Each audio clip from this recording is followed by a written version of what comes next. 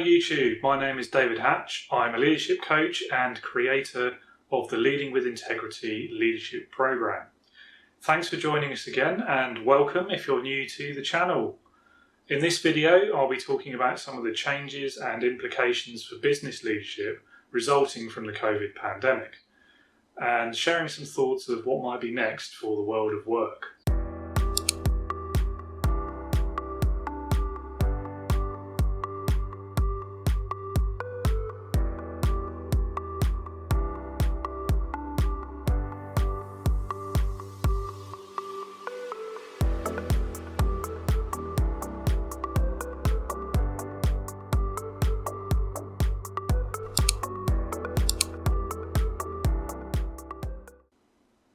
Hello fellow YouTube people. So here in the UK we recently passed a somewhat depressing milestone of a year since the first COVID lockdown. For many businesses and co-workers this means it could have been as long as 12 months since they were last physically at work. Perhaps they've struggled to maintain their productivity and commitment, or perhaps in some cases absence from the office has actually made their jobs easier. With furlough schemes and remote working and shutdowns across countries and industries, it has been an unprecedented year. In this video, I'll be talking about what's changed, and as lockdowns begin to ease in the UK and elsewhere, I'll be looking at or wondering what might be next. So as you can tell from my wonderful new haircut, the lockdown restrictions in the UK finally began to ease last week. It's been a long 4 months. Wow. So as I was sitting in the barber's chair, it occurred to me, all the changes that we've seen in the world of work over the last 12 months, and what of those changes might be valuable in the future, even once COVID has perhaps not gone away, but has been mitigated, shall we say. Leadership is never more important than it is during a crisis, and the COVID pandemic has completely changed the landscape for many sectors of industry, with a lot of small businesses being among the hardest hit. There is light at the end of the tunnel now, with vaccines being rolled out, but there's no denying that even as these lockdowns start to ease, there's still going to be a lasting impact from the pandemic. The changes we've experienced in the world of work are pretty well documented by this point, but today I'd like to examine what the implications are from a leadership perspective, both for continuing to find our way through the pandemic and for what the future of workplaces might look like post-COVID. Face-to-face industries like hospitality, retail and leisure were among the hardest hit, and they're well outside my own experience, so I'm not going to pretend to know much about the challenges that many of these companies have faced. However, in my local area, I was glad to see a fair bit of innovation, such as free doorstep deliveries from the local brewery. I may have availed myself of that a few times. Takeaway lunches from nearby pubs, and even a remote quiz night via Zoom. There are many examples of these venues moving what services they could into the online world almost overnight, and it was really impressive to see the speed and the spirit on display. In other more office-based sectors of the economy, those companies that already had a remote working policy in place were also able to very quickly adapt. These examples go to show that success, as always, can hinge on our ability to change and adapt with circumstances, or as in this case, in response to a crisis. Hopefully we're through the worst and things will be back to normal soon, but if not, then it is still just as important as ever for leaders to take steps to ensure the long-term survival of their businesses, and maybe even to find new opportunities for success. Assuming you're operating in an industry or sector where remote working is possible, then by now you're no doubt very well adjusted to work life via video conference. The technology or the method is one aspect, but in terms of your approach to leadership, there may be other aspects to consider as well. In previous videos, I've spoken at length about the importance of communication from leaders and managers, and the COVID context places a much greater emphasis on this part of your leader's toolkit. Here's a few things to focus on improving or making sure you're doing if you aren't already. Clarity of communication can really help reduce that weight of extra stress that many people will be feeling at the moment. Even at the best of times, it can be quite easy to get our wires crossed. So Take whatever steps you can to bring as much clarity into your workplace communications as possible. Don't leave things unsaid, don't be vague, and try to minimise or remove entirely the office politics element. Even a year into the pandemic, the increased burdens and stresses that many of your colleagues could still be suffering under will not have gotten any easier. In fact, in many cases, they could have become considerably worse. So make sure that wondering what you meant by A, B or C, or having to read between the lines of some throwaway remark, is never going to be on the list of things that your people have to worry about. Overcommunication is better than silence. It's no secret that we've all been feeling the isolation and loneliness more than many of us ever have before in our lifetimes. And if you're a manager or leader, then try to go out of your way to check in with people more than you would normally if you were sitting next to them in the office. That human interaction makes a big difference to people's mindset, so don't take it for granted.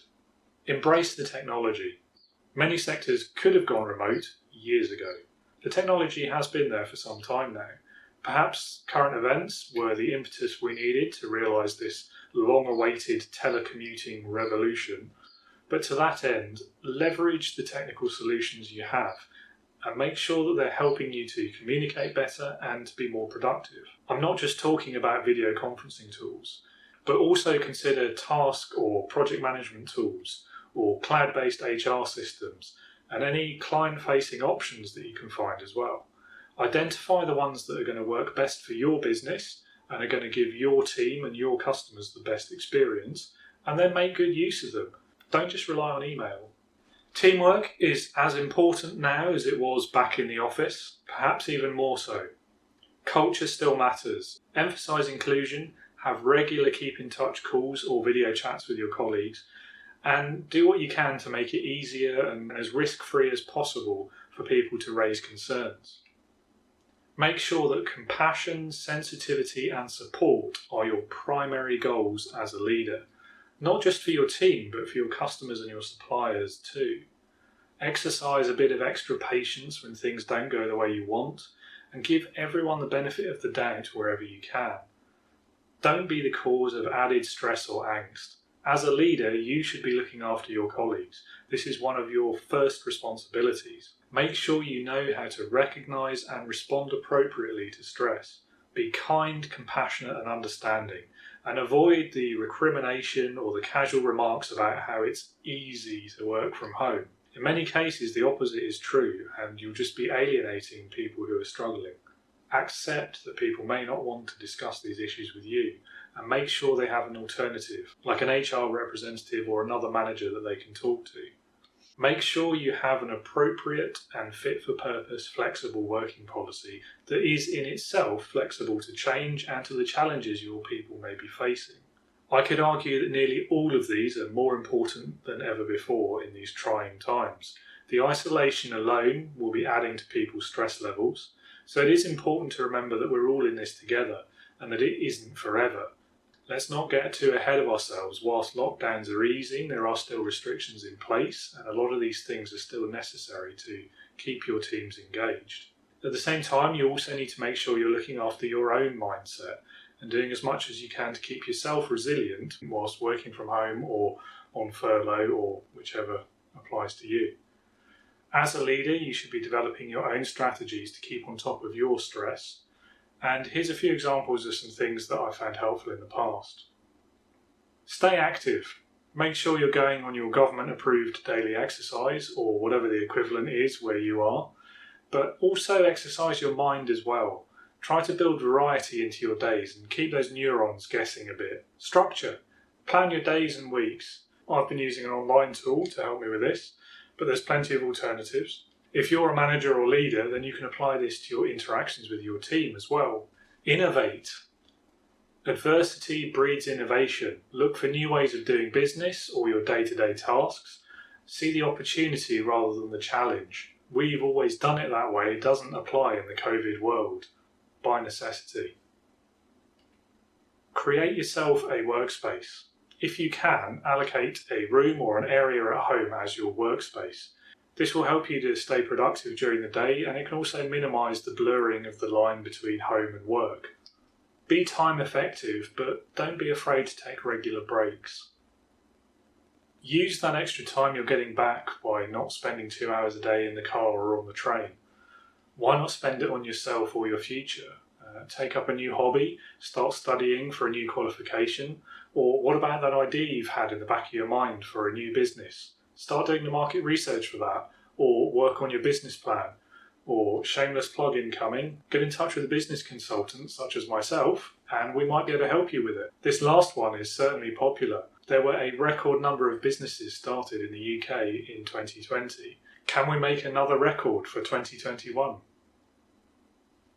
So just to recap what we've covered in this video, leadership is never more crucial than during a crisis, and COVID has been an unprecedented crisis for many businesses. Leaders in companies during and after the pandemic should ensure that they're focusing as much as they can on these key issues. Clarity and frequency of communication. Be clear and over-communicate rather than ghosting your team. Embrace the tech. Leverage those modern tools and technologies to not just replicate pre-COVID levels of productivity, but to exceed them with an emphasis on client and staff user experiences.